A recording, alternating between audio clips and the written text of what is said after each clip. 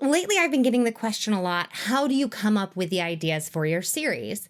And the honest answer is it's very different depending on the book. It can be anything from with the tethering, the idea of this boy who's waiting in a window and what is he waiting for and when is it going to come back, to Girl of Glass, wondering about, in a dystopian environment, what does it look like from the upper 1% who's been chosen to live in luxury?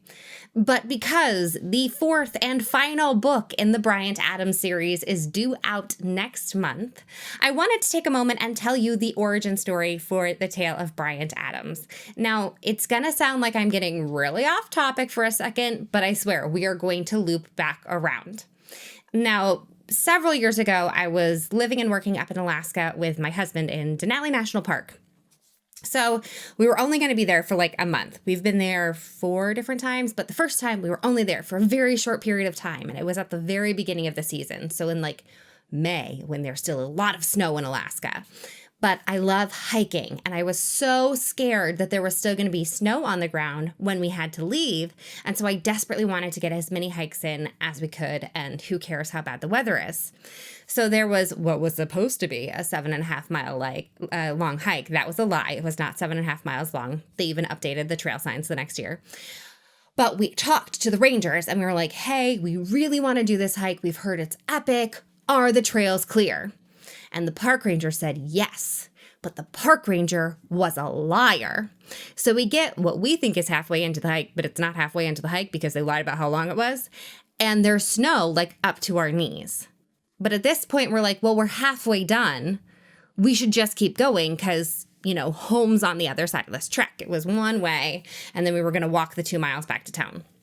So we're like, well, we have to go that way because that's home, so we'll just keep going through the snow. But the snow kept going, and the trail kept going because the length of the trail was wrong. And because I have really bad circulation, thanks autoimmune, I started getting frostbite. So we had to stop our hike and build a little emergency fire on the side of the mountain and warm my feet back up so that I didn't lose any toes. And then I also had to shove my little frozen feet up the back of my husband's coat because he's wonderful and loves me anyway. And that's how you know someone really adores you. But anyway, it was awful. So much snow.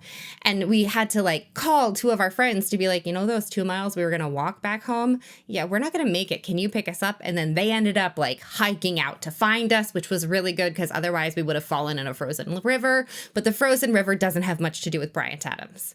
So it was this very sort of traumatic adventure. It ended in pizza and beer though, so it was fine. So fast forward to the next year. We're back in Alaska. We're doing the hike again. And we find the remnants of our emergency fire. Now, we were there for 5 months that summer. So as the vegetation grew, we eventually lost where our emergency fire had been. And we'd be hiking. We'd be like, was it there? I don't think it was there. Was it there? I don't know. The trail seemed a lot longer when it was covered in 2 feet of snow because park rangers are liars. Totally different story, though. Keeping with the fire thing. And so it sort of became this running theme of going out on the trail, hope we don't have to build an emergency fire. And one of those times we were hiking and we were like, building an emergency fire is fine. You hike with matches. You got to be safe. It's Alaska. But wouldn't it be easier if there was an app on your cell phone where you could just start a fire?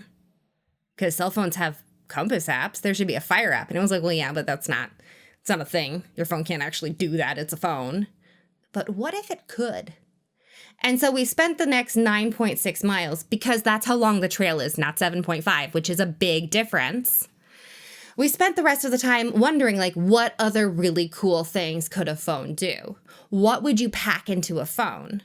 And so it sort of became this idea of if you had a cell phone that could do anything, what would it do and how would you work that into a story? Which is how we came up with the magical cell phone library that is at the heart of Bryant Adams. And in figuring that out, it was very cool. Because now that we're okay, you're going to have an iPhone that can do magical things, although the book never says iPhone because, branding. What else can you put into that story? Because if you're putting that at the heart of the premise, then you kind of have to accept the absurd. You sort of have to be yeah, we're doing this. This is where we're going, and we're just just go with me because everything is allowed at this point. And so that's what made writing Bryant Adams so fun for me, because from the beginning, you can accept the absurd. So you can decide you're going to have a theme restaurant that has a floor that combines Star Wars and Star Trek in a weird nondescript way so that you don't get in trouble with any, Disney corporations or Gene Roddenberry or whatever. You can do that because it is all absurd.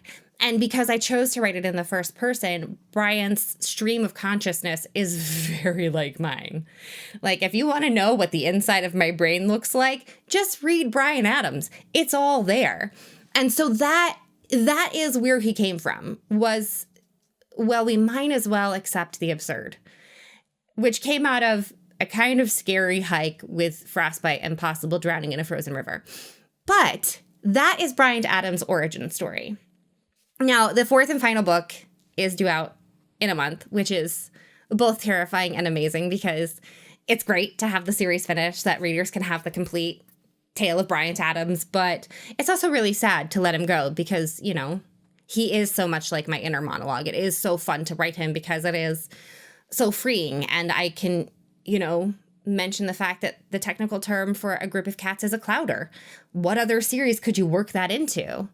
When else can you have that many musical theater references and have it absolutely make sense? When else can you say stinky cat ass and have people not be like, this is literary hackery? But it works for Bryant. So I'm really going to miss playing in his world.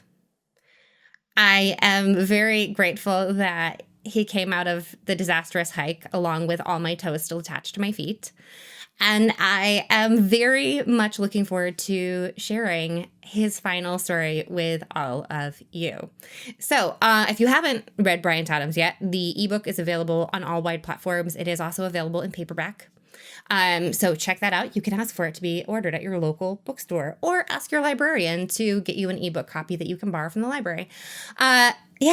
So cheers to Bryant Adams and his many wacky and absurd magical adventures.